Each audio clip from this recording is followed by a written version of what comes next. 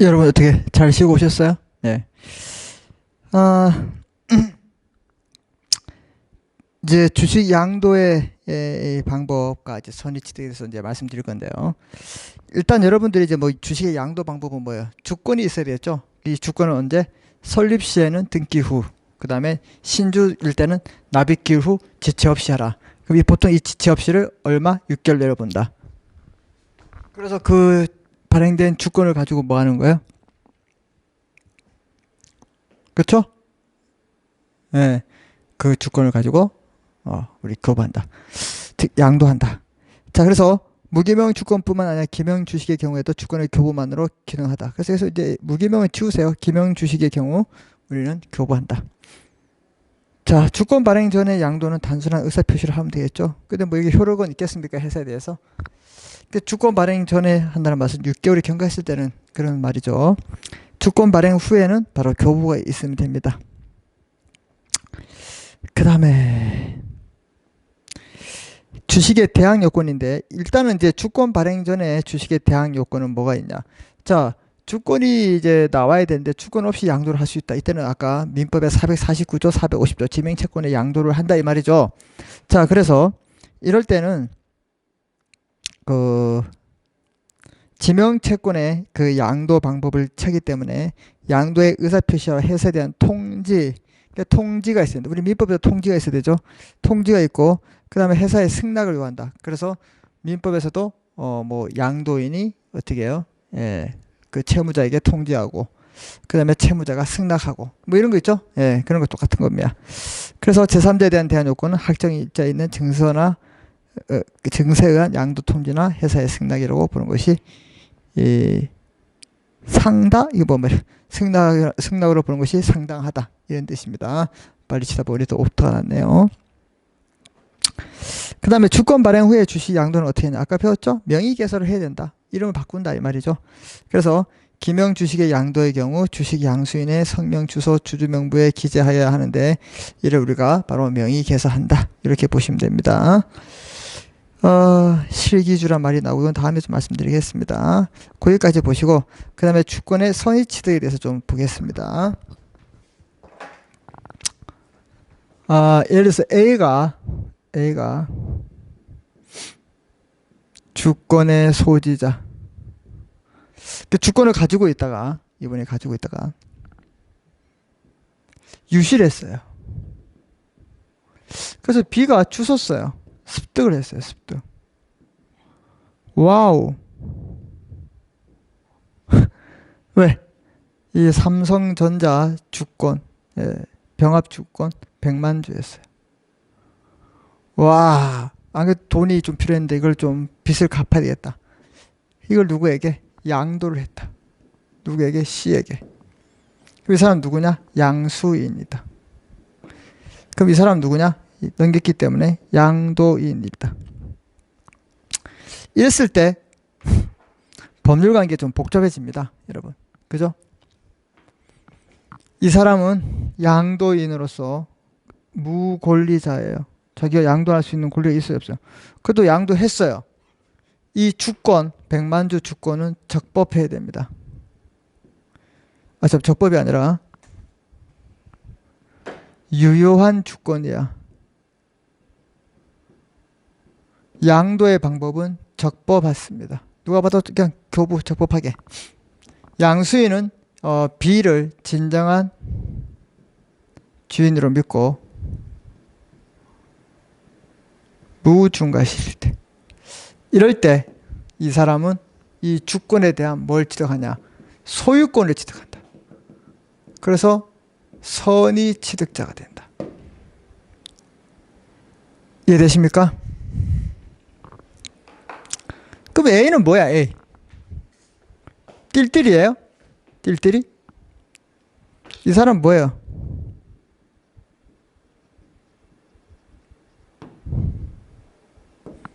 진정한 소유자죠. 아까 말씀드렸잖아요. 내가 뭐 학생증을 잃어먹거나 뭘 잊어먹어도 내가 어떻게 재발행을 청구하면 되잖아요. 그죠? 이해됐죠? 그래서 원래의 권리를 잊어버린 게 아니기 때문에. 그럼 이 사람은 뭐예요? 양도를 받았기 때문에 뭘 해야 돼요? 기명 주권이라면 당연히 누구 이름 됐겠어요? 뭐 A 이름으로 돼 있고 B는 안 돼 있겠죠. 아니면 또 양도 개설 안 했으면 뭐 다 이 앞전에 있는 사람 갑이라면 갑 이렇게 됐겠죠.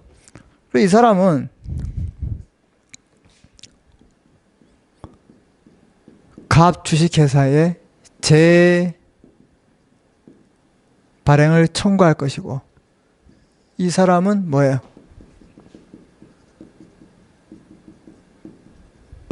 명의 개설을 한다 이 말입니다. 이 사람은 일단은 소유권을 취득합니다. 양도인은 무권리자이고 유효한 주권이고 적법한 양도고 이 사람은 선의이고 무중과실 이 요건을 갖추면 이 사람은 소유권을 취득하는데 그럼 주주인데 그 권리를 행사하기 위해서 뭐가 필요하다? 그렇죠. 명의개설 필요하다. 근데 명의개설 하기 전에 얘가 재발행했으면 회사는 누구세요? 이렇게 할 수 있다 이 말입니다. 명의개설을 하고 나중에 이 사람이 재발행을 청구했다. 이랬을 때 오히려 얘에게 너 양도하지 않았니? 이게 있었다. 이런 경우가 하나의 주권 이외에 뭐 권리자가 2명 생기는 겁니다. 이거 어떻게 할 거예요? 누굴 보호하고 얘를 보호할 거예요? 그 원래 진정한 소유자는 어떻게 할 거야? 얘를 보호해요? 그럼 거래의 신뢰를 유통한 이 사람은 어떻게 할 거야? 이게 문제. 이게 엄수표 가면 더 복잡하다 이 말입니다.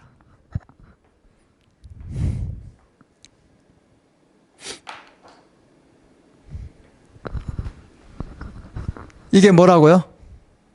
이게 맞습니다. 이게 바로 선의취득이에요. 일단 여러분들 우리가 배우는 것은 여기 이 선의취득자가 필요한 요건들이 뭐냐 이게 중요하다 이 말입니다. 이해되셨죠? 네. 자 보시면 주권의 선의취득 주식을 양도한 자가 무권리자이더라도 왜 이 사람이 무권리자 주석기 때문에 권리자가 없는 사람이 넘겨들어도 일정한 요건을 갖추고 있으면 어떻게 된다고요? 이 사람이 소유권을 취득한다. 이걸 뭐라 한다? 선의취득. 자, 주식을 양도한 자가 무권리자이더라도 양수인이 선의로 주식을 취득한 경우에는 이게 적법하면 된다. 그때 선의취득된다. 요건. 주권 자체가 뭐 해야 된다? 유효해야 된다. 이해되셨죠? 무권리자로부터 양수를 받아야 된다. 그럼 양도인이 무권리자라 이 말이죠. 양도에 의해서 취득한다. 양도 방법은 적법해야 됩니다. 양수인은 선이고 무중과실일 때 이런 조건을 갖추었을 때 어떻게 된다?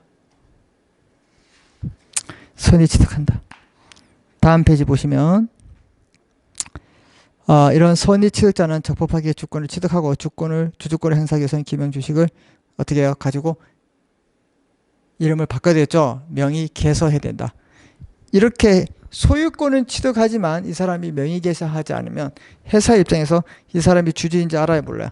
모르기 때문에. 그리고 그 사이에 진정한 소유자 같은 사람 A 같은 사람이 발생할 수 있기 때문에 어떻게 할 것인가 빨리빨리 해야 된다 이 말입니다. 이해되셨나요 여러분? 네. 자 이렇게 여러분하고 저하고 이 6주차까지 쭉 오면서 뭘 공부했냐? 바로 회사에 대한 일반론, 주식회사의 의의, 주식회사의 설립, 그 다음에 주식회사의 가장 핵심적인 주주와 주식에 대해서 공부했다 이 말입니다. 그래서 이러한 내용들을 사실 여러분하고 이제 조문을 보면서 좀 볼 필요가 있는데 또 이 조문을 보다 보면 또 진도에 어떻게 해요? 또 손실이 있을 수 있어요. 이 손실이란 말은 좀 늦게 나갈 수 있기 때문에 시간이 될 때 한번 여러분하고 조문을 보도록 하겠습니다. 자, 이제 우리 어디를 공부하냐면 이제 주식회사의 바로 지배구조에 대해서 우리가 공부를 할 겁니다. 지배구조. 그래서 우리 프린트는 22페이지가 됩니다. 그죠? 22페이지로 오시고 편 놓으시고 일단 우리 조문을 좀 보고 가겠습니다. 우리 조문 다 여러분 출력하셨죠? 그래서 우리가 그 169조, 170조 이런 거 받고 289조, 290조까지 받습니다.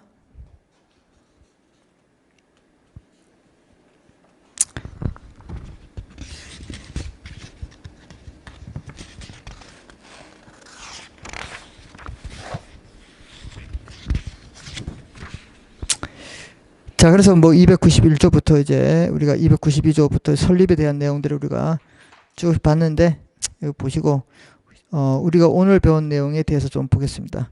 우리 329조에 보시면 자본금의 구성이 나옵니다. 자, 1항, 좀 잠깐 중요한 조문을 좀 보고 가겠습니다. 1항, 회사는 정관에 정한 경우 주식의 전부를 무액면 주식으로 발행할 수 있습니다. 그러니까 정관에 정한 경우가 있을 때만 무액면 주식을 발행할 수 있고, 지조로 액면 주식을 발행한다. 그 다음, 무액면 주식을 발행한 경우는 액면 주식을 발행할 수 없다. 둘 중에 하나만 선택해서 해라. 이건 아까 말씀드렸죠. 자, 액면 주식의 금액은 균일해야 된다. 100만 주 중에서 어떻게 해요? 25만 주는 100원, 또 25만 주는 또 500원. 이렇게 안 된다. 균일해야 된다. 일주의 금액은 100원 이상이 해야 된다. 이거 다 아시는 거죠? 예. 회사에는 정관으로 액면 주식을 무액면으로 전환하거나 무액면, 액면 전환으로 할 수 있다. 어디에 따라서? 정관에 따라서 할 수 있다. 이거 보시면 되고, 뭐 주식의 분할은 아까 어떻게 돼요? 주주총회 결의, 이때 결의는 무슨 결의라? 특별 결의로 한다. 알겠습니까? 왜? 434조가 바로 특별 결의이기 때문에 그래요. 액면 미달 발행은 제한됩니다. 그러나 417조일 때는 우리 조문 몇 조 하고 있다고요 지금? 예, 330조 하고 있습니다. 왜? 우리 했던 내용들을 한번 복습한다 이 말이에요. 그래서 417조의 경우는 그러지 않다 보고, 그러면 332조 이 가설인 책임 아시죠? 예, 1항과 2항은 우리 도표를 한번 그렸습니다. 요거 도표 우리 프린트에도 있고, 우리 명의 차용자가 주가 된다. 맞습니까? 옛날에는 그랬고 이제는 명의 대용자가 된다. 형식 설치했다. 이거 반드시 기억하십시오. 기억이 안 나세요? 우리 되돌려서 보세요. 녹음한 거. 주식의 공유는 가능하다. 그래요? 그 다음에 양도에 같은 내용도 있고, 입질, 등록질, 뭐, 자기 주식 취득 341조 1조의 점자가 오겠습니다. 1항 보시면, 회사는 다음의 방법에 따라서 자기 명의로 또 계산으로 자기의 주식을 취득할 수 있다. 자기의 명의와 자기의 계산을 한다. 명의와 계산, 이거 말씀드렸죠? 자기 명의란 말은 명의가 이름이 아니에요. 권리와 의무를 부담하고, 계산은 자기 경제적 이익의 기속이 나다. 이런 뜻입니다.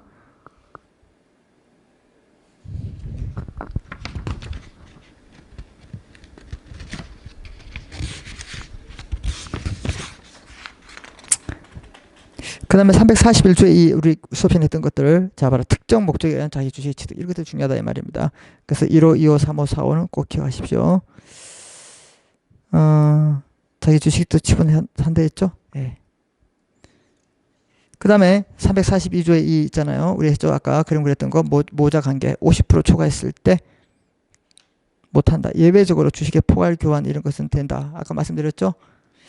그 다음에 10% 초과했을 때는 통지해야 된다. 이거 기억하시고. 그 다음에 종류 주식 보세요. 344조. 옛날에는 수종의 주식인데 이제는 종류 주식이다. 종류가 5가지 있다. 이익 배당 하나, 자녀 배상 분배, 의결권 배제 제한, 상한, 그 다음에 전환. 이렇게 5종류가 우리 상법에 있다. 얘들은 권리 내용들이 상이하다. 이렇게 보시면 되고, 주주명부의 기재사항 이런 거 보시면 되고, 그 다음에 354조에 주주명부의 폐쇄와 기일 필피지시고 한번 읽어보시고, 주권 발행 시기는 아까 지체 없이 해야 된다 했죠. 1항에 이 지체 없이는 6개월 내로 본다. 꼭 기억하십시오. 뭐 전자등록제도 있고, 주권 불소지는 기명주식만 해당된다. 그리고 아까 보았던 바로 359조의 주권의 선진 취득은 수표에 관해서 준용한다. 뭐가 있었죠? 그렇죠. 요건. 양도인은 무권리자, 유효한 주권이하고 적법한 양도 있고, 양수인은 선의이고 무중과실일 때 뭐 된다? 예. 뭐가 돼요? 예. 선의 취득된다 이 말이죠. 아셨죠? 자, 그래서 이제 이런 내용들을 우리가 쭉 공부해봤고, 이제 우리가 이제 좀 중요한 테마가 될 수 있는 바로 기업의 지배 구조에 대해서 공부를 하도록 하겠습니다. 기업의 지배 구조.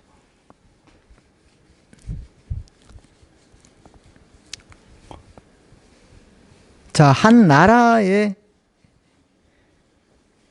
구조를 우리는 통치 구조라 합니다. 통치 구조.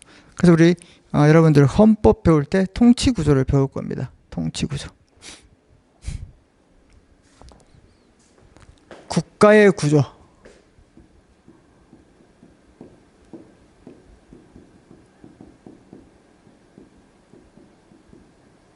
대한민국의 주인은 누구예요? 대한민국 주인은 누구죠? 국민이죠. 설마 이거 모르는 거 아니죠? 대한민국의 주인은 국민이다. 국민의 대표자가 며칠 있으면 우리 선거하죠. 그죠? 선거 잘해야 됩니다, 여러분. 예, 반드시 투표를 하셔야 되고. 사전투표? 글쎄 모르겠습니다. 직접 가서 하세요. 예, 반드시 주권을 행사해 주시기 바랍니다. 그래서 국회가 있어요. 국회는 무슨 기관이죠? 의결기관이에요. 법률안에 대해서 의결하죠. 통과시킨다. 그리고 행정부 또는 집행부라 그러죠. 얘는 뭘 해요? 법을 집행하는데요.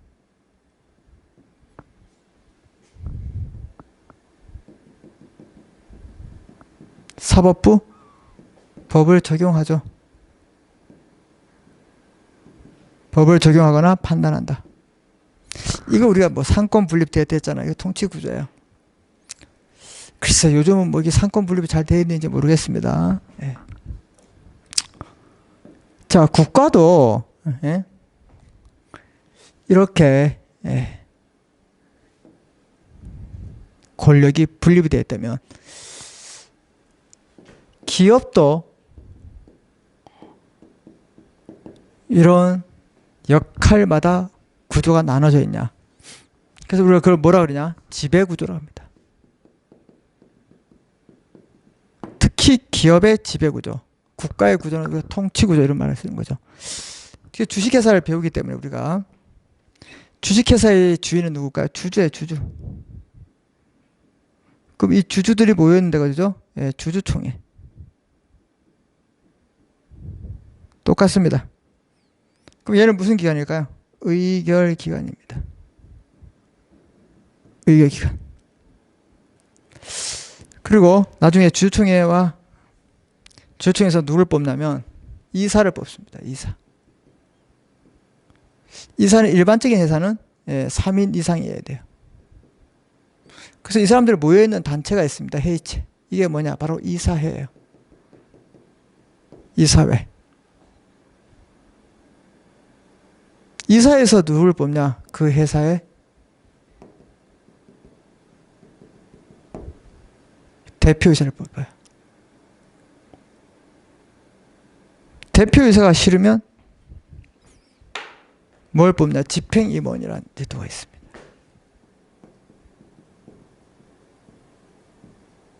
대표 집행위원. 그럼 이런 조직은 뭐냐? 말 그대로 집행부가 되는 겁니다. 집행부. 여기 국가로 말하면 행정부. 업무를 집행하겠죠. 네. 주주총회에서 감사를 뽑습니다. 또는 감사위원회를 줍니다. 감사위원회, 사법부 같은 역할. 뭐 이렇게 국가처럼 이렇게 완전하게 서로 견제하고 그런 건 아니지만 그래도 이렇게 의결할 수 있는 기관, 그 다음 집행하는 기관, 관리, 감독할 수 있는 기관, 이렇게 나눠져 있다. 이걸 우리는 기업에서 뭐라 그러냐? 바로 지배구조를 한다. 무슨 구조? 기업의 지배구조.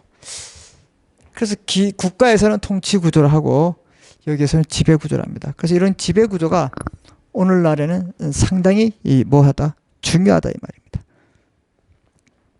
그래서 우리 지배구조를 우리 헌법을 공부할 때도 이 국가기관 통치구조에서 어디를 가장 먼저 배웁니까? 옛날에는 집행부를 배웠는데 대통령 배웠는데 이제는 국회를 배웁니다. 그 다음에 뭐 집행부, 그 다음에 사법부 이렇게 배워요. 우리도 뭘 배우냐? 얘를 주주총회를 먼저 배워요. 그 다음에 여기 배우고 여기 배우고. 대의제를 실현하는 거죠. 대의제. 예, 대의제. 우리도 이제 곧 있으면 이제 대의제에 있는 그 멤버들 누구예요? 동네를 대표하는 아저씨들 있잖아요. 예. 뽐다 하잖아요. 뽐다고. 예. 그래서 여러분 선거는 참정권이죠. 예, 그래서 여러분들이 정치에 참여할 수 있는 유일한 권리가 선거와 투표입니다. 그래서 여러분들이 선거는 반드시 해야 됩니다. 아셨죠? 네. 스스로 권리위를 포기하면 안 된다 이 말이죠. 그래서 반드시 하시길 바라고. 자, 이런 내용들을 우리가 쭉 공부할 건데 이런 전반적인 그럼 지배 구조에 대한 뭐 여기를 공부하고 앞으로 들어가겠지만 이 지배 구조의 전반적인 이론 또한 우리가 배우고 들어가는 게 중요하다 이 말입니다. 그래서 거기에 대한 전반적인 내용을 우리 22페이지에서 한번 보겠습니다. 이해됐습니까? 자, 22페이지 오시면 1번 주식회사의 기간 이렇게 나와 있죠. 네, 주식회사의 기간. 개념 보세요. 주식회사에서 회사의 의사를 결정하고 의사를 결정한다는 말은 뭐예요? 바로 의결기관, 주주총회 같은 걸 말하겠죠.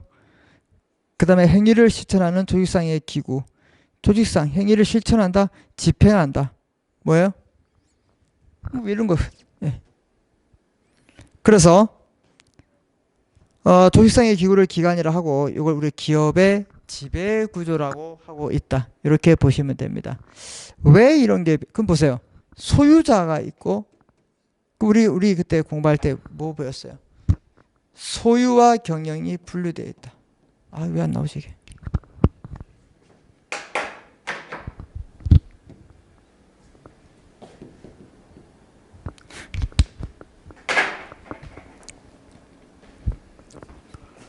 소유와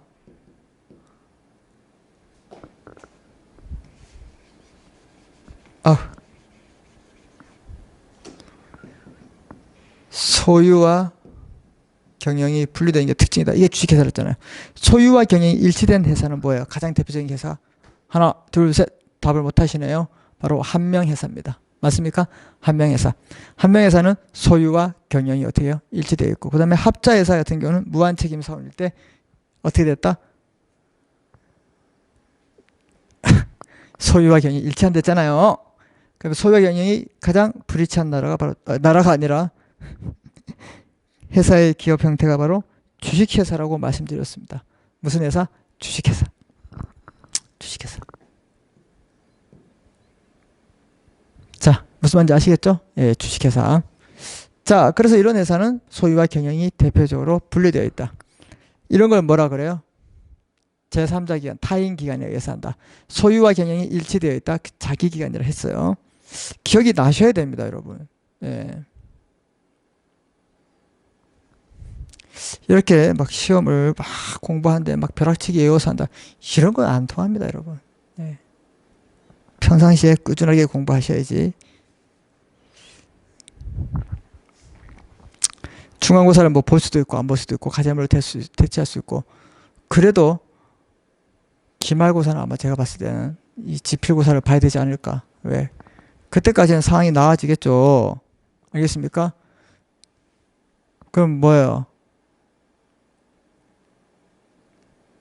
일정한 범위를 정해주겠죠. 옛날 거 기억날까요? 기억 안 날 수 있습니다. 여러분 틈틈이 공부하십시오. 그리고 우리 이 상법 중에서 회사법, 기업법은 상당히 중요한 과목이죠. 경영학과 학생들에게도 상당히 중요합니다. 왜? 이거 회계사, 세무사에 또는 이거 법무사 시험, 변호사 시험에도 상당히 중요한 과목이기 때문에 그래요. 알겠습니까?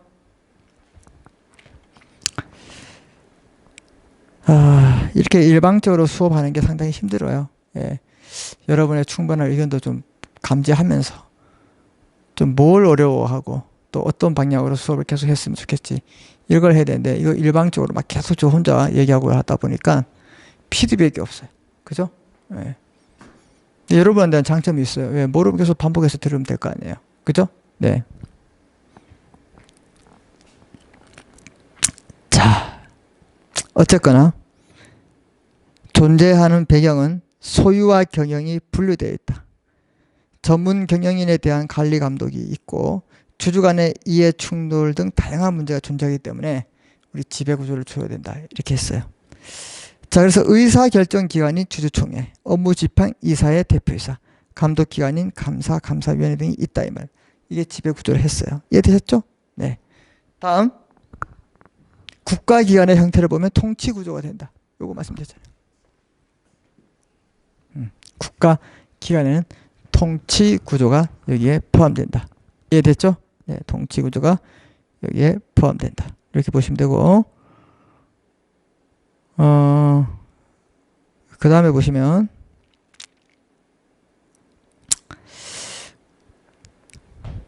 기업도 의사결정기관, 업무집행기관, 감독기관 나눌 수 있는데 이런 의사결정기관은 주주총회, 주주들로 구성되어 있고 이사 및 감사의 선임과 정강 변경 등 상법에 중요한 사항을 의결하는 최고의 의결기관이다. 자 보세요. 주주총회에서 이사도 선임하고 누구? 감사도 뽑습니다. 그럼 문제 한번 내볼까요, 여러분?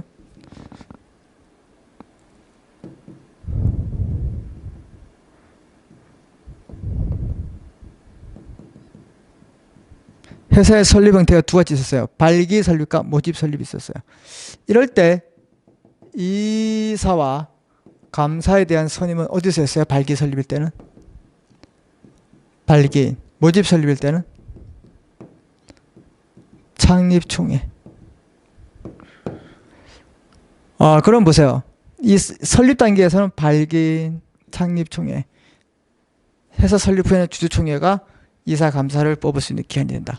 그럼 혹시 제가 문제를 냈는데 다음 중 이사 감사의 선임 기간이 아닌 것을 고르세요. 1번 발기인, 2번 창립총회, 4번 주총회, 4번 이사회. 그럼 뭐예요? 답은 이사회가 되는 겁니다. 이해됐습니까? 예, 이렇게 공부하는 겁니다. 자, 그 다음에 집행기관은 이사회가 있습니다. 2인 이상의 이사로 구성되는 회의체예요. 여기 보세요. 보통 주총회 일반적인 회사는 3인 이상이 있어야 됩니다. 그러면 회의체를 구성할 수 있어요. 이게 이사예요. 이런 이사에서 누굴 뽑는다? 대표이사를 뽑는다. 참고로 미리 말씀드릴게요. 아까 말했던 CF 소규모 회사.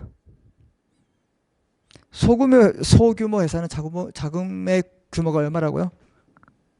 10억 원 미만인 회사. 이런 회사는 이사를 1인 또는 2인만 둘 수 있어요. 알겠습니까? 그럼 1인이 있을 때는 이사회가 없겠네? 없어요. 이해됐습니까? 네.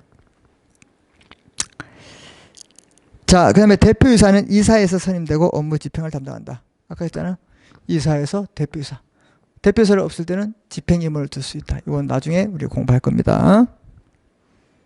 자, 그 다음에 감독기관.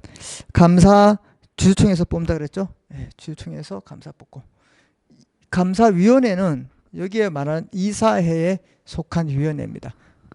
그래서 감사위원회는 이사회 내부에 있는 이사들로 구성되어 있어요. 그 감사위원회, 뭐 재무위원회, 인사위원회 이렇게 있겠죠. 거기에 감사위원회가 있어요. 그래서 예컨대 감사를 두면 감사위원회가 없어요. 감사위원회가 없으면 감사를 둘 수 있고 둘이 병존은 안 돼요. 병존.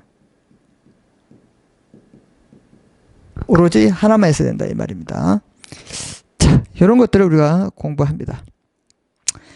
그래서 또 회사 규모에 따라서 또 기간을 또 달리 또 우리가 또 이해할 필요가 있다 이 말입니다. 그래서 다음 시간이 아니라 우리 이 소규모 회사의 같은 경우를 보시면 소규모 회사 자본금 10억 원 미만인 회사 반드시 기억해야 됩니다. 소규모 회사. 이런 경우는 주주총회 소집 절차를 간소화합니다. 왜? 소규모 회사이기 때문에. 자, 그 다음에 이사회와 대표이사를 두지 않고 1명 또는 2명의 이사만 선출할 수 있다. 아까 얘기 들었죠? 1인 또는 2인의 이사를 둘 수 있다. 감사기관을 두지 않을 수 있다. 왜? 소규모 회사이기 때문에 간단하게 한다 이 말입니다. 상장회사 같은 경우는 이사의 총수 4분의 1 이상을 사회이사로 해야 됩니다. 사회이사. 사내이사가 아니라 사회이사. 단 대규모 회사. 그러면 대규모 회사는 우리 자산 규모를 얼마나 보고 있냐? 2조 원 이상을 해서 2조 원 이상을 우리는 대규모 회사를 보고 있고요. 이때는 사회이사를 몇 명? 3명 이상 두어야 합니다. 또는 감사위원을 둘 수 있습니다. 자산 규모 1,000억 원 이상인 상장회사는 감사위원회 또는 상근감사 중 하나를 반드시 설치해야 되는 것을 우리가 소규모 회사와 차이점이라는 걸 여러분이 기억하시면 되겠습니다. 자, 이런 주식회사의 기간의 특징은 뭐가 있냐 보시면, 자, 인적회사는 소유와 경영이 일치합니다. 하지만 물적회사는 주식회사의 경우는 소유와 경영이 분리되어 있는 점이 특색이고, 이로 인해서 주주로부터 독립된 경영진 행위로부터 주주를 보호하는 것도 중요한 문제가 됩니다. 왜? 이렇게 일치가 되어 있으면 얘가 이 일도 하고 이 일도 하는데 경영이 분리되어 있으면 얘는 경영의 성과만 중요시하고 여기 배당을 안 줬다. 내가 주인인데. 그럼 트러블이 생길까요? 안 생길까요? 충돌이 생긴다. 이런 것들 어떻게 잘 슬기롭게 조화하는가도 하나의 과제이다 이 말입니다. 이해됐습니까? 네. 자, 그 다음에 소유와 경영이 분리되어 있는데, 분리 이유는 주주의 유한 책임과 경영의 중립화, 그 다음에 전문성을 위해서 했다. 뭐 이런 건 상식적으로 여러분이 이해하면 됩니다. 또 대규모 회사의 등장으로 자본 수혜의 폭증과 소액 다수자가 출대했다. 소액 다수자가 많다 이 말입니다. 막 저 같은 사람들 막 한 주 사고 두 주 사고 팔고 막 개미 아시겠죠? 그 다음 소규모 회사의 경우에 주주 경영자들이 기업 경영에 계획을 세우고 위험을 예측하고 자금 마련에 문제가 없다. 그러나 대규모 회사는 그와 반대되는 현상이 일어나겠죠. 그 다음에 대규모 회사의 경우 전문적인 지식이 필요하고 전문 경영에 의해서 경영이 이루어지기 때문에 소유와 분리된 동기가 되었습니다. 왜? 크기 때문에 전문성을 더 추구할 수밖에 없다 이 말입니다. 주주의 보호와 경영 통제가 필요하죠. 전문 경영인에 의해서 주주의 이익이 침해될 수 있어요. 이 사람은 경영 성과만 중요시하고 주주 이익을 배당 안 해줬을 때 문제되기 때문에 충돌이 일어날 수 있습니다. 이렇게 주주 이익을 보호하고 경영인의 통제 문제가 발생하고 감독기관이 이걸 어떻게 형평성을 맞게 통제할 수 있는 기관으로서 더 부각될 수 있다 이 말입니다. 이게 바로 감사와 감사위원회가 되겠죠. 이런 것들을 우리가 한번 그 기관의 특징으로서 우리가 알아둘 필요 있지 않나 이렇게 한번 보시면 되겠습니다. 자, 그 다음에 이제 또 우리가 또 알아둘 게 뭐냐면, 오늘날 그 기업 지배 구조의 이슈라고 하는데, 오늘날 그 주주가 있고, 회사 기업을 중심으로 봤을 때 주인인 주주가 있고, 채권자가 있고, 다양한 이해관계인들이 있을 거 아닙니까? 그죠, 여러분? 자, 그렇게 됐을 때, 오늘날 주주, 회사 채권자, 전문 경영인 사이에 이해 충돌이 발생이 많아졌다. 다분해졌다. 이럴 때 특히 전문 경영인을 어떻게 감독할 것인가, 이것이 지배구조의 핵심이 됐다 이 말입니다. 경영인들. 그래서 아까 우리 또 배웠던 것은 소수주주권한테 위대한 1% 기억나시나요? 그래서 대표소송 같은 경우도 이 방어책이 될 수 있겠죠. 그다음에 위호행위 유지청구권도. 그러니까 소수주주가 1%의 소수주주가 이사를 어떻게 해요? 통제하기 위해서 갖는 그런 권리라고 보시면 돼요. 원래 관리 감독을 감사가 해야 되는데 또는 회사가 해야 되는데 안 하기 때문에 주주가 갖는다. 그런 성질이 있다. 이거 다음에 또 공부합니다. 이해되셨어요? 이렇게 자꾸 유기적으로 연결해서 리갈 마인드를 형성하는 게 중요하다 이 말입니다, 여러분. 그래서 여러분들이 생각을 하셔야 돼요. 그래서 이렇게 연결되는구나 이렇게.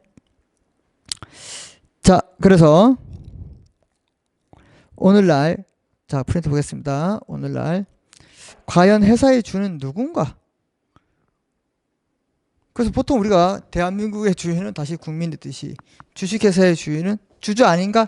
이렇게 다분히 생각하고 있고, 이게 오늘날에도 이렇게 이어져 왔는데, 그래서 전통적 견해에 따르면 주주가 주인입니다. 그래서 회사의 두 번째, 이해관계자의 범위를 그럼 어떻게 둘 것인가? 전통적으로 주주와 채권자를 보고 있고, 전문 경영인이 주주의 대리인으로 봄으로써 주주의 이익을 극대화하기 위해서 노력한다 이 말입니다. 왜? 주인이기 때문에. 그럼 여기도 보세요. 여기도 우리나라의 국가도 보시면 국회가 있고 행정부, 사법부가 있으면 국민의 이익을 극대화하기 위해서 이 사람들이 노력해야 하네요. 자기네 정당의 이익만 위해서, 장기 집권하기 위해서 판단도 잘 못하고 이러면 안 된다 이 말입니다. 왜 이렇게 사적 조직 주주의 이익을 위해서 이 사람들 노력하고 있는데 여기는 왜 국민을 위해서 노력 안 하나 이 말이죠. 또 확 화가 나네요. 왜? 우리가 주인이잖아요. 우리가 주인. 그죠? 그래서 반드시 선거를 해야 된다 이 말이죠. 예. 자, 그래서 현실적 이유에서는 회사의 이익을 극대화하고 나아가 범위를 노동자나 지역사회, 국가 등 확대하고자 하는 경우도 있습니다. 그래서 이걸 확대하면 어떤 문제가 생기냐면 우리가 CSR이라고 하고 기업의 사회적 책임이라고 있습니다. 우리 어디서 배웠죠? 복수 좀 하세요. 복습 제발. 회사에 의해 영리성에 보면 이 영리성은 분배로만 족하지 않는다. 맞아요? 뭐가 족하지 않아요? 이윤 추구만으로 족하지 않고 분배가 있어야 된다. 이 분배가 이루어지지 않았을 때 기업의 사회적 책임과 관련되어 있다. 그때 말씀드렸잖아요. 영리성. 이런 기업의 사회적 책임이 뭐냐? 기업도 기업이 잘 되고 이게 성장하면 공장을 가동시키면 그 주위의 공기를 오염시키고 그 주민들에게 피해를 줄 수 있습니까? 없습니까? 그렇죠. 그럼 반대급부로 뭘 토해내야 된다 이 말이죠. 이런 것들이 우리가 기업에 대한 사회적 책임을 물을 수 있다 이 말입니다. 이렇게 봤을 때는 이해관계, 기업의 이해관계인들을 어떻게 넓게 볼 수 있지 않은가 이런 말을 하고 있는 거예요 지금. 그래서 그럼 이런 기업의 사회적 책임을 어떻게 법에서 강제시켜야 할까? 이건 또 문제 있다 이 말입니다. 그럼 기업 하려고 하겠어요? 또 안 강제시켜도 스스로 알아서 어떻게 해요? 기부하는 성격의 느낌을 받아야 되지 않냐 이 말입니다. 그게 바로 CSR 알겠습니까? 기업의 사회적 책임이에요. 그래서 노동자, 지역사회, 국가 등의 확대하는 경우도 있다 이 말입니다. 그 다음에 대주주와 소액주주와의 관계에 있어서 대주주는 자신의 이익을 대변하는 이사를 선임하고 하냐, 소액주주는 회사의 성과를 높일 수 있는 이사를 선임하고 있기 때문에 충돌이 발생한다 이 말입니다. 이해되시죠? 네. 막 대주주는 자기 꼬봉이를 심어가지고 열심히 자기 추구를 하면 추구 신용 내고 이런 사람들이 있어야지만 자기가 어떻게 해요? 회사를 어떻게 굴리는데 편안하고, 소액주주는 뭐예요? 성과가 나야지 배당을 많이 받을 거 아닙니까? 예. 거기에 대해서 차이가 있다. 그럼 우리나라 회사법상 지배구조는 어떻게 되어 있냐 봤을 때 전통적인 방법에 따라 크게 벗어나지 않는데 모든 세계에 있는 기업들이 공통으로 적용할 수 있는 기업 지배구조는 없다 이 말입니다. 그 나라의 기업의 그 환경과 그 다음에 그 소득과 그 다음에 그 국가 발전 속도에 따라서 다 다르다 이 말입니다. 큰 틀은 같지만 그 구성 요소들의 주변에 있는 이해관계들은 다 다양하다 이 뜻이죠. 자, 그래서 우리나라의 기업 풍토와 현실에 맞는 기업 지배를 마련하는 것이 바람직하다. 여러분 생각할 때는 우리나라의 기업 풍토가 어때요? 모든 걸 다 대물림하잖아요. 여러분도 그래요. 여러분이 만든 회사가 번성하면 여러분 전문 경영인에 맡기겠어요? 아니면 여러분 피를 나눈 자식들에 주겠어요? 당연히 자식에게 주죠. 그 자식이 경영을 못해요. 그래도 어떻게 해요? 감사하겠죠. 내 거니까. 이런 사고방식을 바꿔야 한다 이 뜻입니다. 이게 바로 우리가 우리나라에 맞는 기업 풍토를 만드는 그런 기업 지배 구조를 안착시키는 중요한 계기가 된다. 이렇게 보시면 되겠습니다. 자, 그래서 우리가 이제 배울 이런 내용들은 이제 우리 다음 시간부터 구체적으로 공부할 겁니다. 그래서 우리가 우리 앞으로 배울 그런 내용들의 큰 개관을 공부했다. 지배구조의 개관을 공부했다. 이렇게 여러분 공부하시고 우리 오늘 수업은 여기 마치겠습니다. 다음 시간부터는 이제 주주총회부터 우리가 수업에 들어가기로 했습니다. 아시겠죠? 자, 오늘 또 수업 듣느라 고생했고 복습해 주십시오. 수고했습니다.